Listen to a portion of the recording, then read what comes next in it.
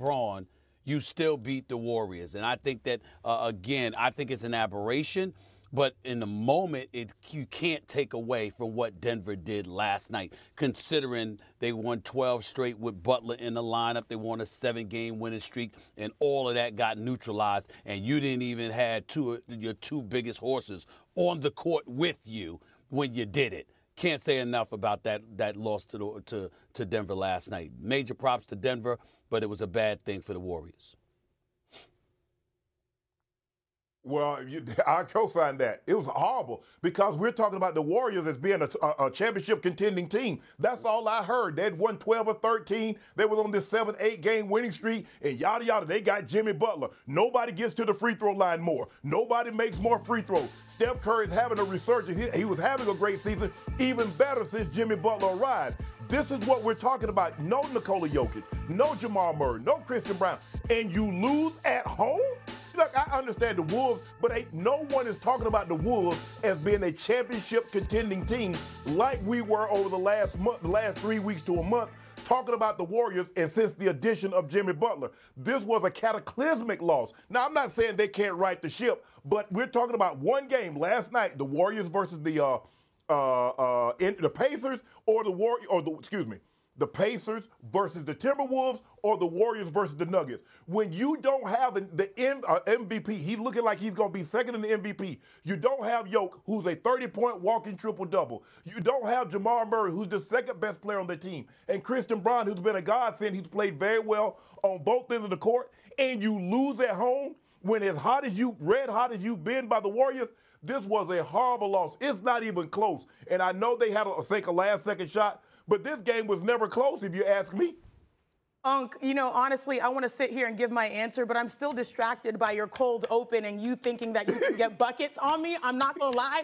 Steve Neighbors, you and Molly, we saw Stephen A. take down the TNT crew. That man practiced and he shot his shot, so I have to give Stephen A. a little bit of respect. Oh, he wasn't talking about on the court. He was talking about on the show. Oh, no. I got both of them in my sleep. But, honestly, I agree. Nah. Look, I'll take Shay and I on the show all day, every day. Look, I'm not going to argue with you, Molly. They need to behave because yesterday they were trying to high five and do the whole bro thing versus me. That's not going to happen today, okay?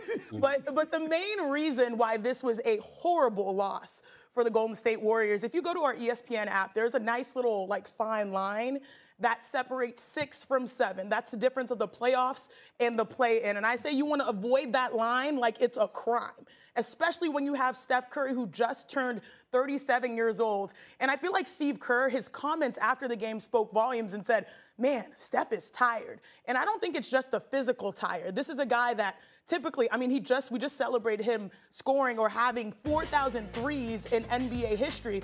This is a guy that is known for getting those threes by movement, by how he runs, his fitness, his cardio.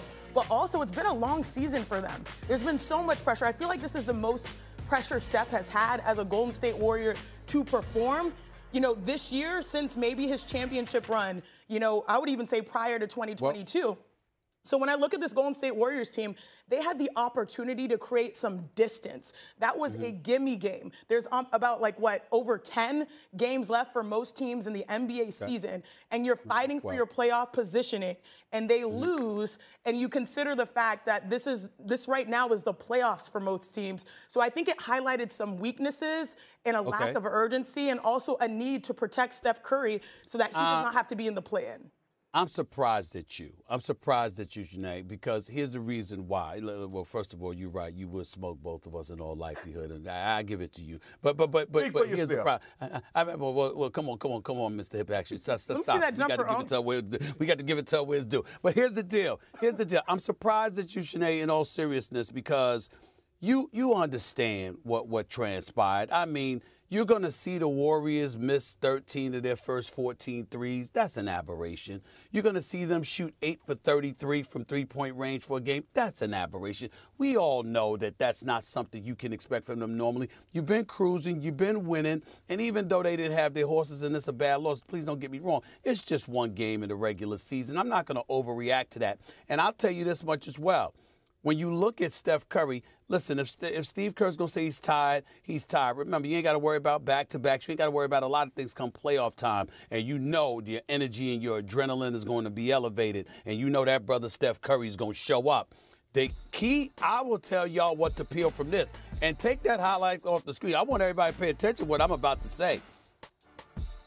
Jimmy Butler and Steph Curry, Shannon, Shanae, I get that. My eyes are on Draymond Green. Who the person that went on national television during All-Star Weekend and guaranteed the championship? Who's that? That wasn't Steph. That wasn't Jimmy. That's Draymond. You understand? And I've been on the record because they leave him open. And remember, for years, his three-point shot had dissipated dramatically. It was like, damn, what's going on? You got to hit something.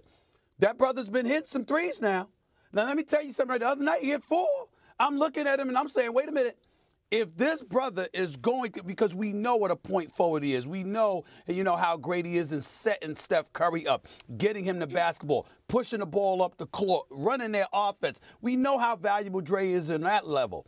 But if this brother hits his threes when he is open, that changes the dynamic of everything for the Golden State Warriors. That's why the guarantee matters.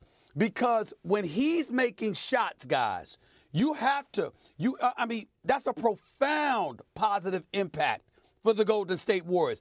If Draymond is making open shots, I understand that, Shay, but what I'm saying is I'm not talking about all of a sudden you change your strategy because, of course, he's not a shooter. But what I'm saying is if you don't guard him and you leave him open and he hits those shots, it changes everything. Because then they can upset somebody in the Western Conference. So that man that opened his mouth and guaranteed the championship, it's literally on him. Because I know what Jimmy Butler's going to do. We know what playoff Jimmy is all about. We know what Steph Curry is all about. But if Draymond makes shots, it's a different ball game, but he got to do it. So it's on him, a lot of it. And we got to remember that. You said he made 4 the other night. I'm going to need to see him make 400 before I start to guard him. If he's in the grocery store, I'm not worried about anything being missing because he's not going to eat enough to do any damage to my bottom line. I am not guarding Draymond Green under no circumstances from the three-point line.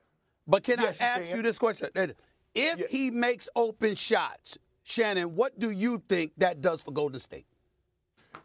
Stephen A., if I was 6'10", if I could handle the ball like Kyrie, what would you say about my chances of being in the NBA I agree. when I was younger? I'm not arguing with you. I agree with you. What I'm asking you is, if Draymond Green hits open shots, what do you think that does for Golden State? That's all I'm asking. But you've never seen, Stephen A., you're asking me to equate something that you've never seen for extended period of time. No. We have seen it. The question we have seen it, Shannon. He just can't be a liability. He has to be able to knock down the shots that are Shanae, you're missing necessary. It. You got to get Shannon. You got to get Shannon. Shannon, you remember when LeBron James received that stimulus package when the NBA suspended Draymond for that game 5, and then Bogut and Iguodala get hurt? That game 7, Draymond dropped over 30.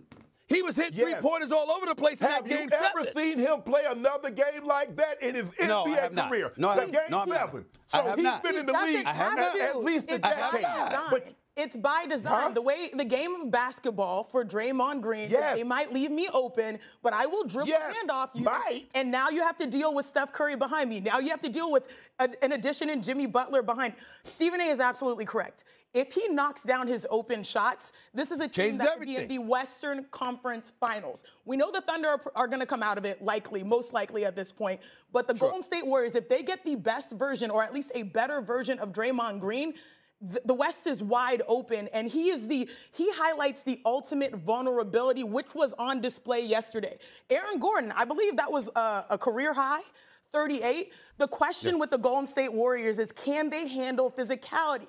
Can they handle bigs? The question about the bigs is different now because there's no Anthony Davis in Dallas. You don't have to worry about that because that's a team that's going on the decline. There's an opportunity. The reason why the Lakers, thank you, Jokic. My point is that there's an opportunity. Look at your team, Shannon Sharp, Unk.